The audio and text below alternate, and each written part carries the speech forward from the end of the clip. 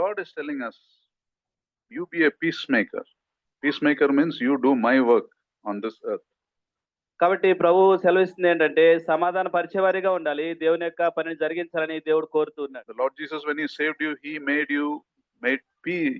You were made at peace with God, and he wants us to work in this world as peacemakers.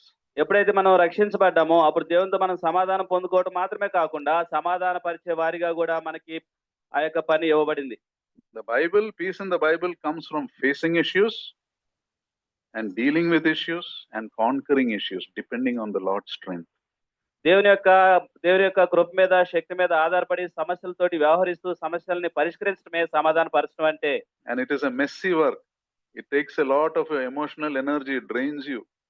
అయితే సమాధాన పరచడం అనేది ఎంతో భావోద్రేకాలతో కూడింది గాను, ఎంతో కష్టమైనది గాను అది ఉంటుంది. You can talk to one person for hours and hours, at the end of it realize that he's come back to the old position again without any change. కొన్నిసార్లు సమాధాన పరచడం ఎంత కష్టంగా ఉంటుందంటే ఎంతో సమయం కేటాయించి ఎన్నో గంటల ఆ వ్యక్తితో మాట్లాడినా అతడు మళ్ళీ తిరిగి మొదటి స్థానానికి వస్తాడు. And peacemakers are many times cursed. They are misunderstood. చాలా సార్లు ఈ యొక్క సమాధాన పరిచేవారు క్షమించబడతారు, అలాగే అపార్థం చేసుకోబడతారు ఇతరుల చేత.